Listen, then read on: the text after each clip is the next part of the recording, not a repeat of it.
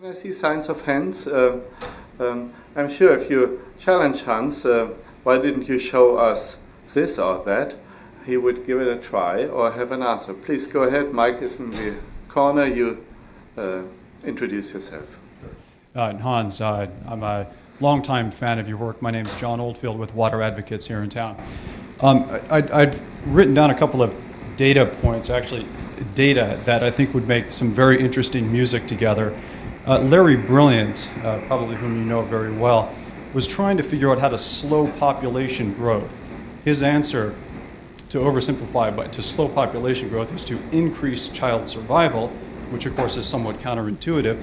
But then how do you increase child survival? You decrease the transmission of diarrheal disease by so keeping more children alive. And of course there's maybe a 20-year gap there as things catch up.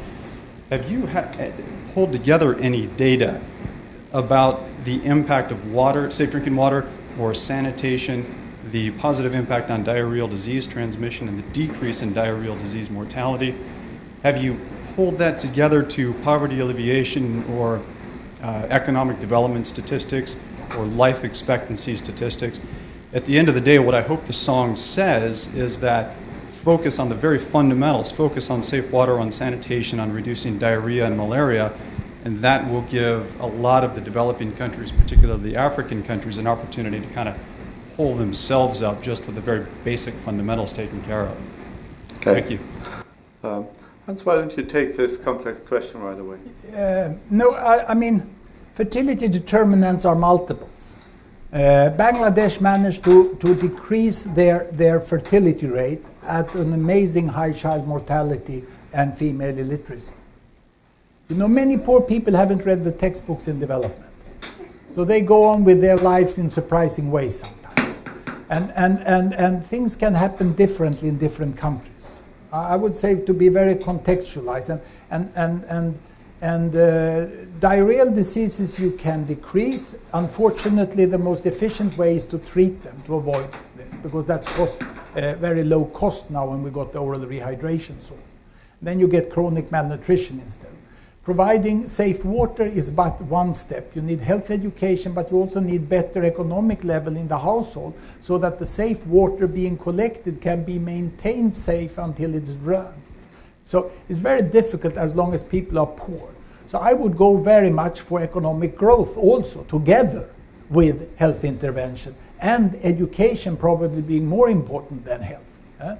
And also I think that governance is extremely important. When the government get together at the national level and the local level and really relevant decisions are being made.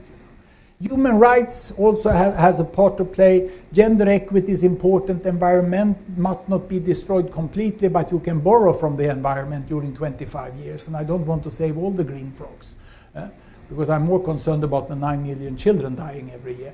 But you have to think about the environment, all these are. So, in other words, it's multidimensional development. It's multidimensional. And the Syrian government would have to address them all. Mo Ibrahim said, don't just say that government is bad. Try to break it up. And don't have one index of corruption or anything like that. Say, this government is bad on this issue. They don't maintain the roads, but they provide teacher salary. Or this government is bad because it doesn't protect women in court at all. But this government is relatively good on gender issues, but it's very bad on this. So even weak governments must be analyzed. So you must sit down and look at each country. There is no overall effect, and it takes some time. The world in 1959, developing and industrialized, and this is how they changed. You know, you have income here, you have child mortality. They came down quite nice like this. And the former ring where we had the industrialized countries are now filled by the emerging economy. And that's where Obama go and borrow the money now to pay for the bailout. He was asked by the Chinese president someone asked him in Davos, do you have any advice for America? Yes, be kind to those who borrow your money. I think that's a nice advice. The people here work hard who save the money, you know. They help the people here who overspend. This is how the world is. There's much bigger aid going this way than going this way. The bailout and the borrowing is much. So what the problem we have is that these countries here are really poor. It's really difficult to get out of this. And especially rural development is lagging behind. It's really extremely difficult in the poorest countries, which doesn't happen. But this is what you know much more about here. So I think we must have a country by country and multi-dimensional way of doing it. Yeah? And one issue is population. Uganda, for instance, has a strangely high fertility rate still. Quite high literacy rate, low urbanization rate, relatively dense population, good coverage of mobile telephone, but they had a government who did not promote family planning, but suddenly after an election in the United States, they seem to change their mind. So this is one problem we have seen. So that would need, Uganda is a country, Uganda, I mean, if you just imagine the population issue, Tanzania, when I was born, had 7 million people. Sweden had 7 million people. Today, Sweden have 9 million people, and Tanzania 38 million. When I will die, Sweden will probably just have 10 million. They really don't like immigrants, so there won't be so many. 10 millions. And Tanzania will be 60 millions or 70 millions. Swahili will be bigger than the German language. And it's amazing what will happen. And I think the African low-income countries badly need the demographic gift. So population issue is but it's complex, you know. And then Rwanda can deal with water. They have water coming down the slopes, and they can get safe water, whereas it's much more difficult in Zambia. So you have to have a multitude of actions and a sweeping policy for so-called developing countries all over.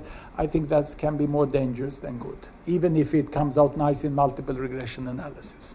One idea that we have been talking about is this API, application processing interface, that bringing the data together from various databases that are already in the public domain.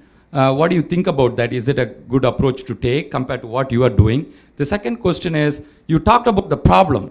WDI, we are not only not able to get the data, but we have to pay for it, but we can't show it to others as public good. But what should we do with the World Bank data set, for example? What is your precise recommendation to break that, the hiding of the data, for example? Show it for others and hire me as legal counsel when you go to court.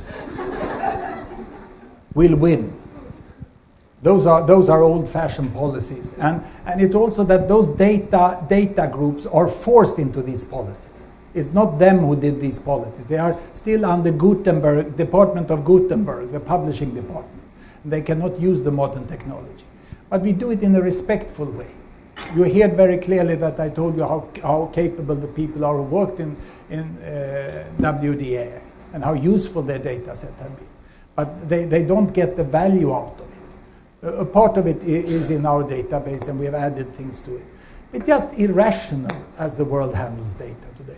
The problem with others is that we don't have a BMI data set for the world.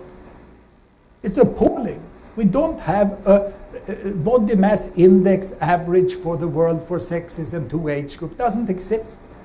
We have a collection of surveys, but no one has dared to do them into unified format. We have some courage because we act as a museum. We don't act as a scientific organization, and we are not a research agency as you are. We are a museum. Someone discovers a dinosaur that lacks hind legs. We make hind legs in plastic and expose it. But we don't hide that the hind legs are in plastic. Yeah? We want to make it understandable. But that perhaps you cannot do when you do serious analytical work. It's another thing. You know? But the thing is, you must have users. It's all when I've done a lot of nutrition, and we found out that food that is not eaten has no nutritional value. You know, and it's the same with data. Data that is not used has no value. So we must get up the use of the data, and it has to be used in many different ways. That's why I have this flower power image here. It's not one way. You cannot foresee how the data will be used. We're making a very interesting thing now. Shall I tell you about the future? We're making a Las Vegas, the students will like. We're making a Las Vegas version of this, where we project the bubbles above to a game board. where you can then start 1950 and you can bet where Brazil and Mexico will end up, you know, and when everyone has placed their bet, their chips, you know, then we run the bubbles and then you lose or win. We think that will be a way of stimulating education. It will fit one target group. Others will be appalled by my vulgar approach, you know. But multiple use of data. And documentation. We make very rude compilation of data set, but we document meticulously which rude method we used. And then Hans will be positioned in the 100 millions on the internet hit site, where once you can add to the 3 words also game. I would like to ask the audience to stick a bit to the policy questions on how to deal with statistics and data. You are next. Say what you want. I don't want to guide the discussion too much, but for us at IFPRI, it's extremely important that we get a better handle on the issues which you just raised: property rights, sharing, opening up information which grows through comparison. You have the mic, then the mic here, please. Please go ahead. I certainly hope my question fits these guidelines. Oh, you got it. My name is Nancy Leahy. I work for USAID. So my question focuses a little bit on organizational issues. So I guess it fits into your policy criteria. How would you recommend that donor agencies take into account the multi-dimensional aspects that you talk about in terms of development? You know, it's hard with large bureaucracies, and we find that a lot of times issues become stovepiped, and not all of the issues that need to be addressed are when the challenges become put into sectors. And so I wonder if you have a recommendation for that. No, once more, I didn't get you. Basically, the question is, how do you recommend that donor agencies address the multi-dimensional aspect of, or the multi-dimensional challenge of development when donor agencies are so large? Okay. First, when you're from USAID, I would like to thank very much for DHS. And it is not often Swedish public health professors say good things about United States. And it doesn't come easy. But this is really, you haven't got credit for this. And what you have done there is that you have continued to fund year after year through different administrations that have shaken it this way or that way. You know? And you have tried to enlarge it with HIV, but being careful so the quality wouldn't fall. It is a great work you have done with DHS. I think this is the way. The problem is that the voters want certain things. They ask you for maternal mortality. They all want maternal mortality. It's extremely difficult to measure maternal mortality because in poor countries we don't have registrations of death, so we have to do household surveys. And when a woman dies in childbirth, the household ceases to exist. So you won't find it in the next survey because the children are now taken care of by her sister, and her husband, after her death, has gone to town to continue to work, and he will come back when you have earned more money. And it's so tragic, so they won't report it spontaneously. We have to use the sisterhood method. So what we should do is to take on a task like DHS and stick to it for 25 years or 50 years. And then have someone else who take on another task and stick to it. Don't move around with the opinions and listen to what this administration wants for the next. Be very careful starting new collections. When you start it, gain the experience and continue. And what is especially good with DHS is that it's a national group that implement it. And you hire national people to do it. It has become one of the best training school on field surveys in sub-Saharan Africa and in Asia, the DHS surveys. Many people say, I learned doing surveys seriously, and they learn from each other. It's really good. So that is an example how to do. And when you start a new one, stick to it. And when you have we have an important indicator which is not used, we have to gather momentum and then see that is started to being collected. But if you take too many donors, it will collapse. DHS wouldn't have worked hadn't it been one donor and some skillful people who managed to hide it and go around the administrations. I don't know how you could have managed this in 25 years. It's very dangerous that we collect things that they want for this short idea. Another thing which was difficult for me to just get out of my mouth was to praise Bill and Melinda Gates. Because Swedish public health professor even less praise United States billionaires. But they have really done well. And I think it's because they have a 25-year perspective of what they are doing. Government donor agencies have the problem that they act to the next election. This is the most dangerous thing. You have to foster professionalism and you have to plan for a long time period, and you have to work so that you strengthen institutions in the country as DHS is doing also. So that is the example. And move slowly but with long-term perspective. Water and sanitation, for instance. We don't have data about water in the world. It's model data. When I show you, it looks like a primary school training basketball for the first time. The bubbles go like this, you know. And then someone smoothens it up and you can see that it's just model data.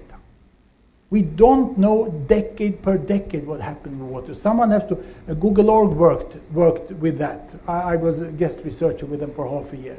And someone has to get together and get serious collection about water and sanitation data in the world. Urbanization data is desperately needed to be improved. Because urbanization, now we have it. I won't talk about agricultural and food price data and so, because that you know here in-house. But we have to foster a long-time thinking. And I think some of these bigger philanthropies are good on that. And you will have some donor agency which can be reliable to stick to it for many years. But this is what I can say. I've been given the task to give the talk at the 25-year jubilee of the DHS. It was very nice. Yeah, thank you. The urbanization data, which are so important for policy planning, are a real mess. Every country counts cities differently, and most of urbanization happens by redeclaring a rural district to an urban district, and these concepts changed over time, and the UN tries to harmonize that, and but with no great success. So this is for all investment planning really a big issue. I could add one thing. MDG, Hans, let a few people speak. MDG brought too much money in advocacy and too little money into serious data collection. Yeah. You have the floor, and then the mic over there. Yes, I'm Jaakko Helleranta. I'm a consultant. I've worked with the World Bank for the last 2-ish years, but I'm actually here because of my Open Development Initiative, which I haven't yet kicked off. But anyways, for a policy question, you talked about you talk a lot about opening up data and making it available, searchable, accessible, but you don't say anything about more specifically kind of how, especially going into the licensing issue that was mentioned. And there's a lot of Creative Commons has been a huge domain for freeing up creative works, and I haven't really digged into it, but there is work on the way for similar open licensing for database issues. So what's your take on the licensing part, and how do you see it? How big a role you think that plays in the development? I think it's important. It has to be legalized. You know, it shouldn't be haphazardly done. I would like to launch here to inform you about UN data. And UN data has conditions of use down here, where they say UN data is a service, terms of use, metadata are available free of charge and may be copied freely, duplicated. And look, further distributed. Those two words is an absolute success, and Paul Schoen should be honored for that, the head of it. Further distributed, that's the most important thing. You know? And that's that someone else can then put it into another concept and further distribute it. Because often if you work with food policy, you have agricultural data, economic data, human resource data. You would like to pick data from other places to make your data valuable. So you must have right to do that. And someone who is not an IFPRI organization, who is somewhere else and have a bright idea, should be able to do it. So and for that we need one very successful example in the world is actually this one. You know, this is a very example. Do I own this? No. It belongs to the Federal Reserve of the United States of America. I just have the right to use it. Have I owned it, I could add a zero. It's my property. I write what I want on it. The whole idea with banknotes is that you don't own it, but I have the right to use it. And the clever thing with this license is I have the right to transfer the right to use it. Yes. So, you see, this was a transaction that took place here, you know. And this is quite fantastic, but there's a watermark on this.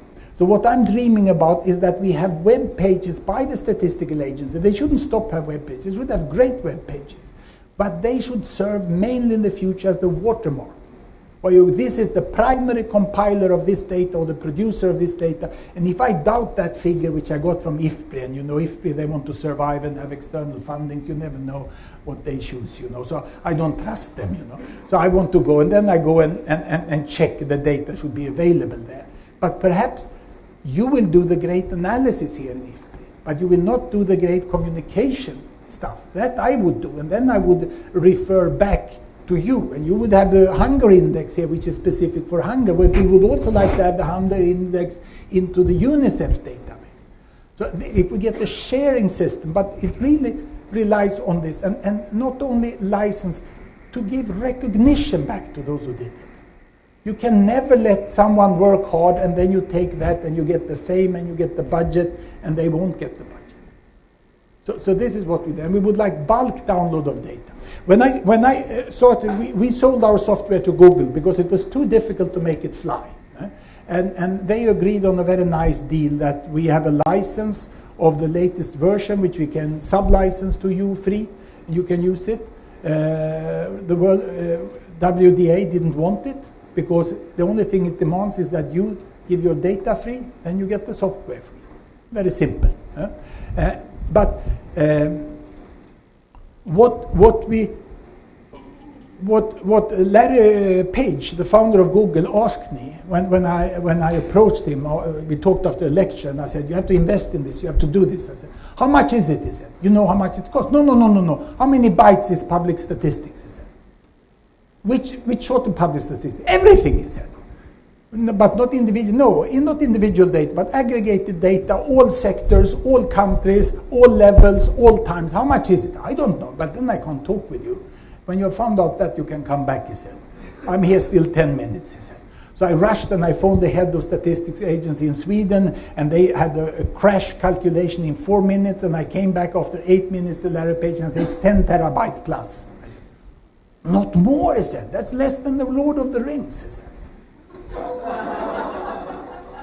So you see, the amount of data is a joke, all this valuable data, that we can do so many interesting, because what you can do with our stuff is not analysis. You can do hypothesis generation and communication. It doesn't replace any of it. That's why we haven't put in any components of statistical analysis, because great softwares exist, and we shouldn't compete with them. Yeah? So it's just to explore and to communicate. But we could make it available. And that 10 terabyte, you know, is an investment of $10 billion plus every year. It's a fantastic opportunity. Yeah. I'm Barbara Torrey from the Population Reference Bureau, and I'm fascinated by this, and I have the same opinion at DHS that you do. All of your data and the data at DHS is, of course, cross-sectional year by year. And I am interested in whether you have done anything using longitudinal data over time following the same individuals. Yeah, but what I showed you is, I think you can't get it more longitudinal than I showed you here. I mean, this is longitudinal data. This is time series. It's a time series. What I'm talking about is following an individual over time. No, we just use aggregated data. If you use individual, then you have a privacy issue. We can never put individual. We don't want our HIV test to be out on the internet and to be linked to our age and name. You know that we don't. And that is one of the obstacles with data you have to be careful with. So you can't find that. No, this is for aggregated data, for monitoring, for policy discussion, for hypothesis generation. Microdata has to be handled in another way.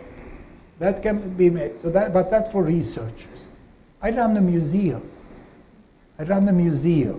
It's where you bring kids on Sunday to have some fun with statistics. Hans, I would like to thank you again for your marvelous presentation, for stimulating us. You have always had a great following in IFPRI. It's good that you catch up with us. We at IFPRI had recently discussions whether IFPRI should have a statistics service unit. Mm-hmm. And a unit which would cut across our 6 different research divisions and interact closely with communications. We haven't come to any conclusions yet, but we are very stimulated by more recent experiences in a number of countries. I see very positive developments in a number of very poor countries whose statistics offices have been handled like army barracks until recently. For instance, East African countries or some of the Arab countries. And a telling example was the development of Ethiopia's atlas that depicts Ethiopia by provinces and localities in terms of rural development, agriculture, health, economic development, which we did together with the Statistics Office of Ethiopia. And now this atlas is in all schools of Ethiopia and has created demand for numbers which show great maps, great change over time, and you will never be able to close that statistics office again because of that demand in the country. So I think, and from there it comes demand for policy and so on. We have not enough such examples, so we have to institutionally rethink how we deal with numbers and with data. You have given us a lot of food for thought today, and I look forward to further business discussions with you, and I thank you all for coming, and I ask you for a round of applause for Hans Rosling. Thank you.